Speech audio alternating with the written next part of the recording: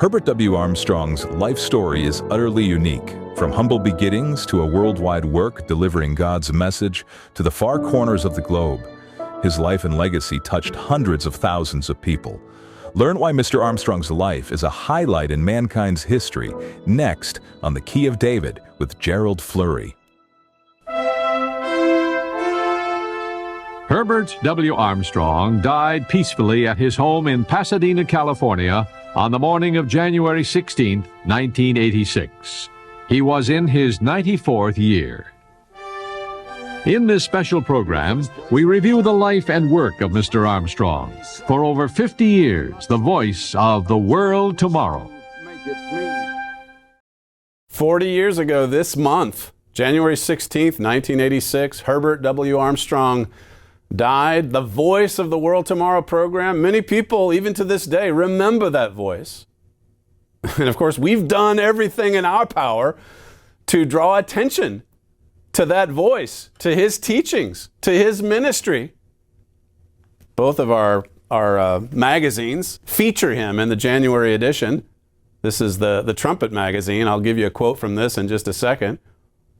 But the Trumpet magazine, you can subscribe to the Trumpet today. There's no cost, no obligation. And there's a wonderful tribute to Mr. Armstrong in the opening pages of that publication. This one here we don't offer very often on this show. This is Royal Vision. The articles in this particular magazine, they're more spiritually oriented. I mean, the Trumpet articles are too. But there's more Christian living. There's some deep studies. And this issue, it's about Herbert Armstrong, his ministry, his teachings from cover to cover. You can get this special issue, if you like, again, by calling our operators and requesting both the Trumpet magazine and Royal Vision. There's no cost or obligation for anything that we offer on this program. Well, we want to welcome you back to the Key of David program. I know we've offered Mystery of the Ages in recent programs. And so even though I'll talk about the fight for Mystery of the Ages here in just a moment, I want to, again, in the interest of another special offer, I want to draw attention to this enormous book. This is the autobiography of Herbert W. Armstrong. And we haven't offered this on the show very often. You can see by the size of it, it's pretty expensive to mail out. But we'll cover the cost. We've already paid for the printing, and we'll pay for the shipping as well. If you don't have this on your library shelf, you're missing out, because it's about Herbert Armstrong, his teachings, his conversion, his ministry. It really does tell a powerful story, fascinating, riveting history. And in this year, I mean, we're coming on to so many important anniversaries. I just mentioned the 40-year anniversary of his death. This fall, it'll be the 100-year anniversary of his conversion to the truth. And the challenges that brought that on, they're discussed in his autobiography. They're discussed in these two magazines that I just mentioned as well. The Trumpet magazine, the feature in the latest Trumpet, it says, Mr. Armstrong was the most influential, prolific televangelist, educator, and religious leader of his day. In fact, God used him to fulfill several key Bible prophecies leading up to Jesus Christ's return. I mean, that's significant. What God did through that man, he fulfilled several prophecies in your Bible. The sure word of Bible prophecy. That shouldn't be left for any private interpretation. The Bible interprets itself.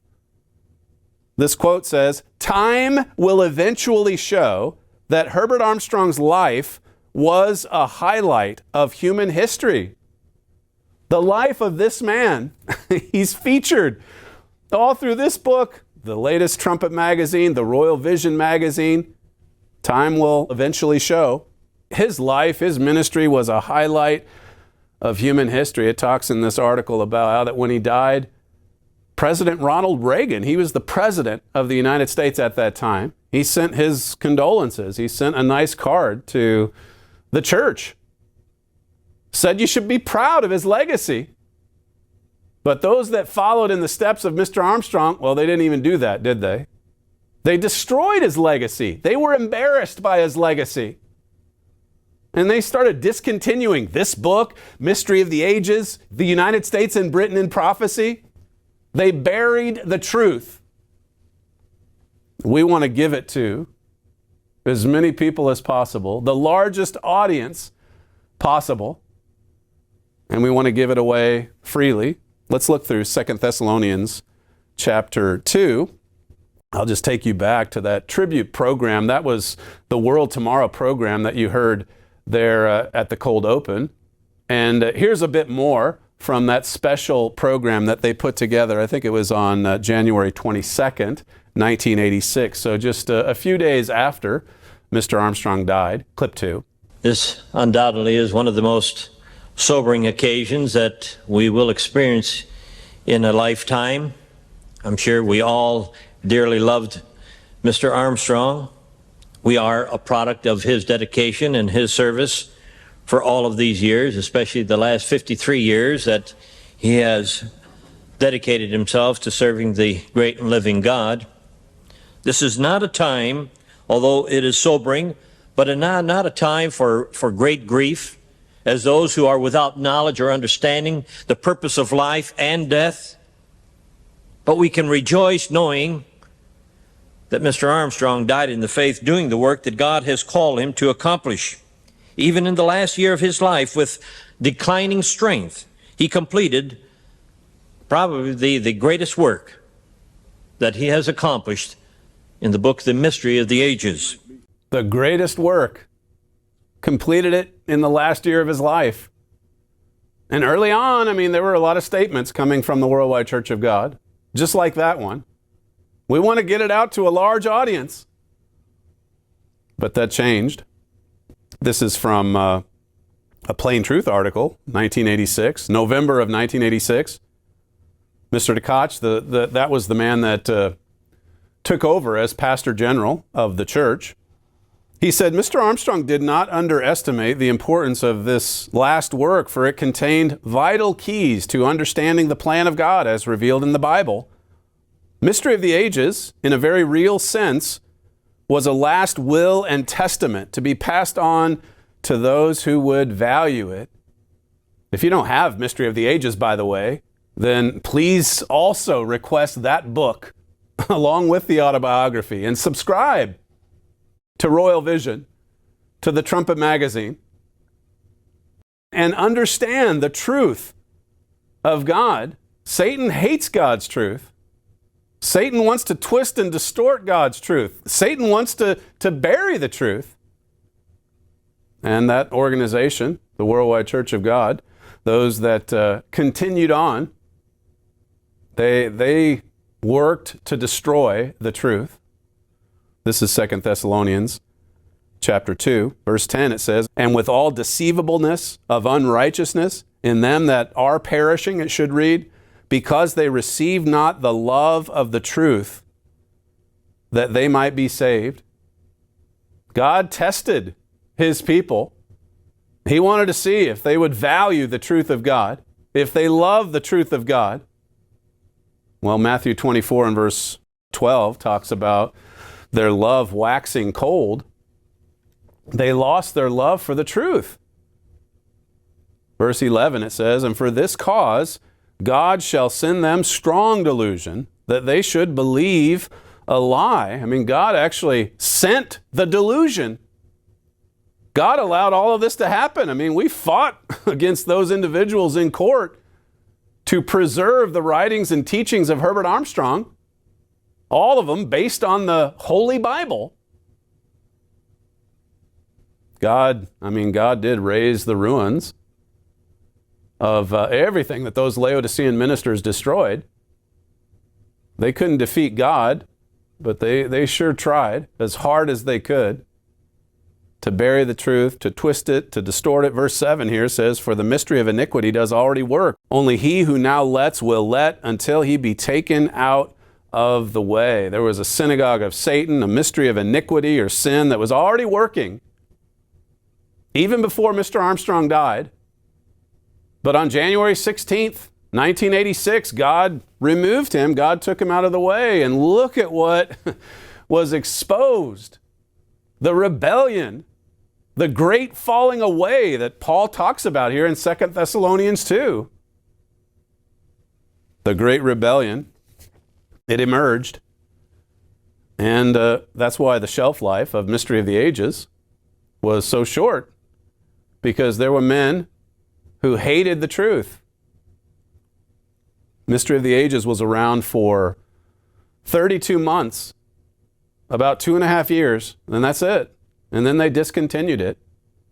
And they lied. They explained that, well, it's just expensive, and that, well, there's a few minor errors. And then later on they said the truth. Yeah, we hate it. It's heresy. And we have a Christian duty to bury it, to keep it out of print. That's what Joseph DeKotch Jr. said. He said it in his book in 1997. I have a Christian duty to suppress the truth, to make sure you can't read Mystery of the Ages. And it was well on its way to being the most popular book ever produced by the Worldwide Church of God. That tribute program that played in late January of 1986, it was the first time that Mystery of the Ages was offered on TV, and there were 107,000 requests for that book. 107,000 for one show, for one Sunday morning program, a religious program, half an hour. A lot of people wanted to know the truth. A lot of people wanted to know about the mystery of God, the mystery of Israel, and all the other mysteries. The mystery of man, why we're here. The mystery of the Bible. He talks about that in the early pages.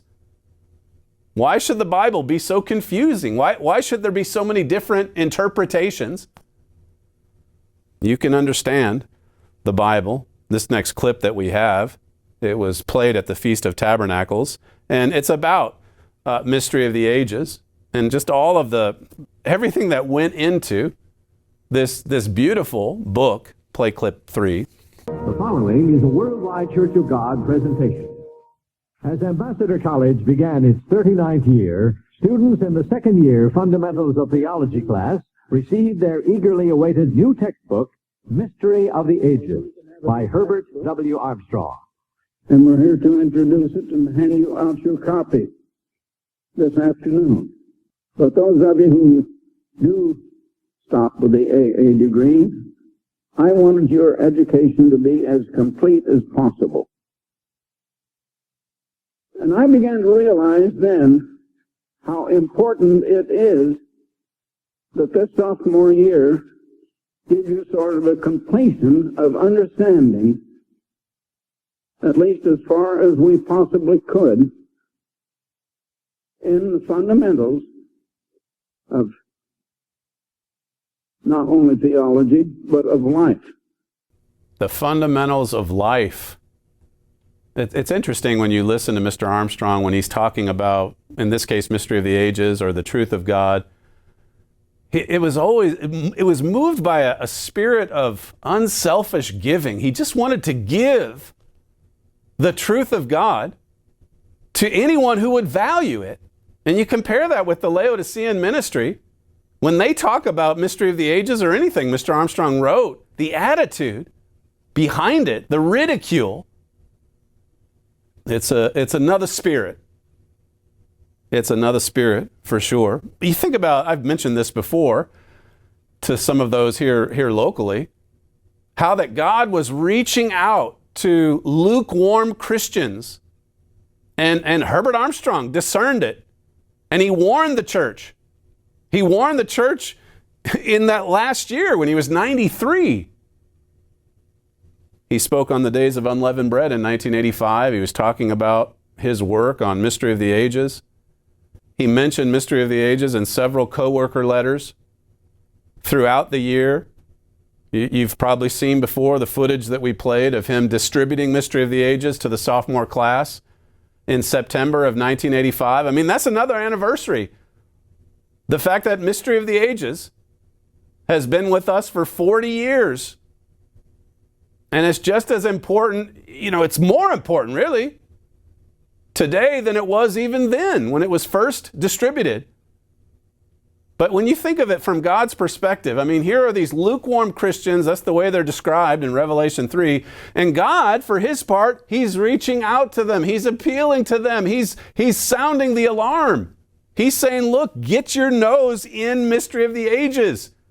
And then Mr. Armstrong, he's giving it to sophomores. And you heard right there why he wanted the sophomore education, those that only went 2 years to Ambassador College. He wanted them to have a complete education. So he handed them Mystery of the Ages. Mr. Armstrong talked about it again on the Feast of Trumpets that year. And then later at the Feast of Tabernacles. All of these tributes to this wonderful work. This is also from, well, this is actually the opening night message from the Feast of Tabernacles, September 29th, 1985. And here again, this is Mr. Armstrong. The message, I believe, was pre-recorded, so maybe a week or two earlier. But here's what he had to say about this project that he had been working on the last year of his life, clip 4. Now, this last year, and since the Feast of Tabernacles last year, things began to come to me. I'll tell you how it came about. I got to looking into the biblical and religious curriculum in Ambassador College. And I noticed that there was a lack of teaching about the Bible in the second year.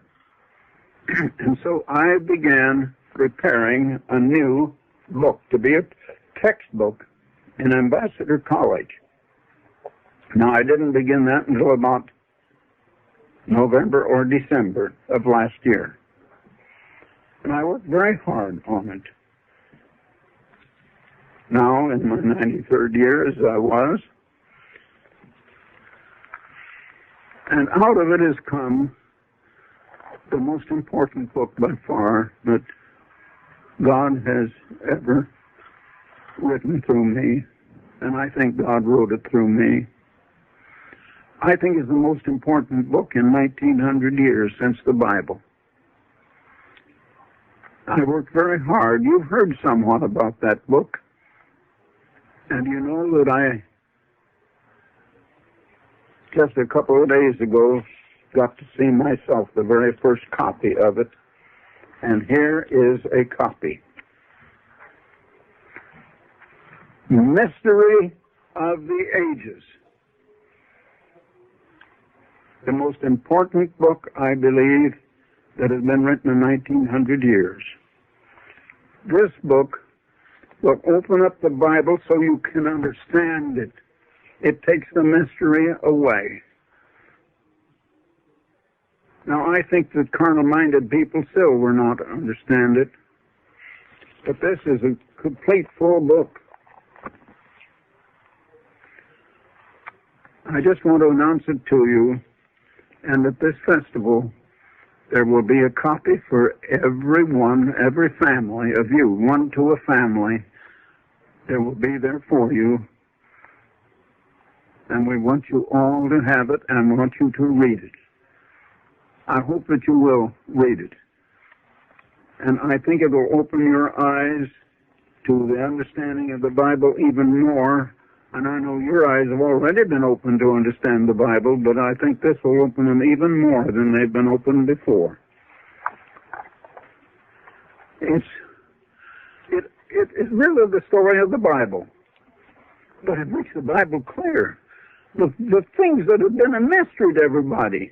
It started out with my asking myself years ago, what am I? Who am I? Why am I? How did I come to be here? Why are people on the earth? Why are they put here?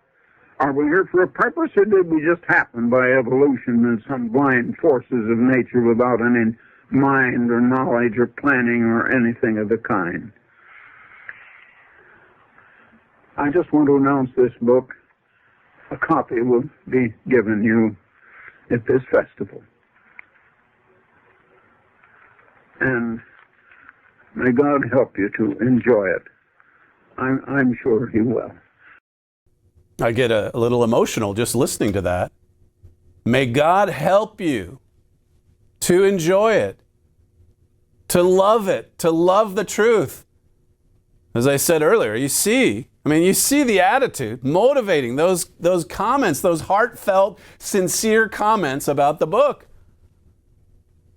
God help you to understand the truth. He went in, he said there was a lack of teaching about the Bible in that second year of Ambassador College. That's someone that, he's 93, he can barely see, but the man had God's Spirit guiding him, empowering him. He had discernment. He saw what was happening to the church. He saw that the church was going to sleep. And of course, we see God's hand in all of this as well. God was trying to wake up the church. God was trying to remind them of their history with God.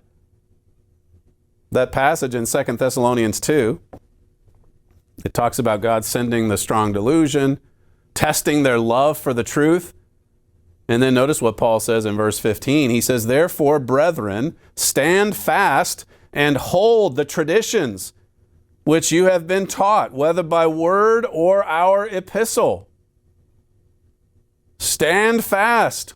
Hold on. 1 Thessalonians 5:21 says, prove all things. But then you've got to hold on to it. Hold fast that which is good. The spirit of this age is to just casually let go of something that's truly important and momentous. Just let it go. Take it or leave it. Yeah, it's up there on the shelf still, but it's collecting dust. God says, blow the dust off of it. Become like the Bereans. Search the scriptures daily. See if it's true. See what God has to say.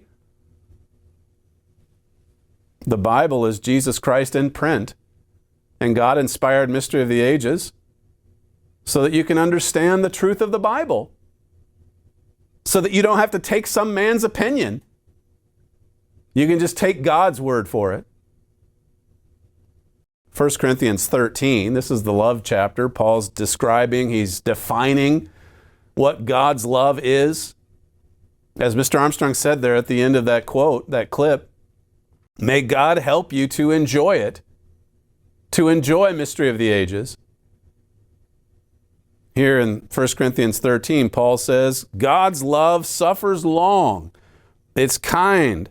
Charity or God's love envies not. Charity vaunts not itself. It's not puffed up. It does not behave itself unseemly.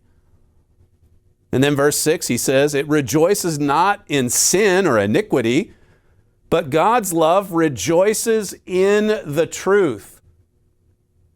It's like the pearl of great price, those parables in Matthew 13. It's like discovering that treasure in the field and then just selling off everything you had so that you could go buy not just the treasure, but the entire field. That's the kind of excitement and love and rejoicing that God wants to see in His people. Rejoice in the truth. They should have been celebrating the release of Mystery of the Ages in 1985, 1986. Well, they did momentarily, or at least they sounded like it. But as I say, that synagogue of Satan was already at work, changing the writing, making all of these edits, changing the meaning of what Herbert Armstrong wrote. And then finally, just discontinuing it altogether, destroying it. In large part, this is why my father was fired on December 7th, 1989. That's another anniversary that we just passed. 36 years, actually, of the Philadelphia Church of God. 40 years since Mystery of the Ages was dispensed. 40 years, the anniversary of Mr. Armstrong's death. And 36 years for God's work of raising the ruins, of defending the truth, of fighting for the truth. Of course, we tell you all about that story in Raising the Ruins. I think we have time for just one. Actually, maybe we can skip to Malachi 3. We can just finish over here. This is a passage that talks about the Laodiceans robbing this world. As I say, just the spirit behind those comments about Mystery of the Ages, and you compare it to what the Laodiceans would say later. It's embarrassing. It's shameful. Malachi 3 and verse 6, "For I am the Lord, I change not. Therefore you sons of Jacob are not consumed." I mean, when God reveals his truth to us, he says, hold on to it. The Bible's 2,000 years old. Imagine if editors came along and said, you know what, I don't like this part, and we're going to kind of delete this from it, and maybe take away these few books that I don't like. I mean, there's something to be said for updating and modifying something that when you've got new information to add to it. It's not like any of these books that we offer on the program are on the level of the Bible, but Mystery of the Ages was, God revealed that so that we can understand the Bible more deeply, so that we could have our minds open to the truth of the Bible. I am the Lord, I change not. That's Malachi 3 and verse 6. And then when you continue reading, verse 8 says, "Will a man rob God? Yet you have robbed me." But you say, wherein have we robbed you? In tithes and offerings. This was exposed in that 6 years of litigation, the fight for Mystery of the Ages. A church that they were receiving a lot of income, a lot of money was coming in from people reading Mystery of the Ages, and they used it for their own selfish purposes and designs. They turned inward and they started sneering at the truth of God. And then they robbed the world by not giving them Mystery of the Ages freely, like they did when Mr. Armstrong was alive. It's a lot. I want to refer you back to the autobiography. And again, Mystery of the Ages, if you don't have that in your library, make sure that you call our operators today. And then don't forget about that special issue of Royal Vision and just subscribing to Royal Vision along with the trumpet so that you can just dig into the truth of God. That's all we have time for on today's show. We thank you for joining us, and we hope to see you again next time. All of our literature is available free of charge at no cost or obligation to you. Request the autobiography of Herbert W. Armstrong and a free subscription to the Royal Vision magazine. Order now. The preceding program was a paid presentation of The Key of David, brought to you by the Philadelphia Church of God.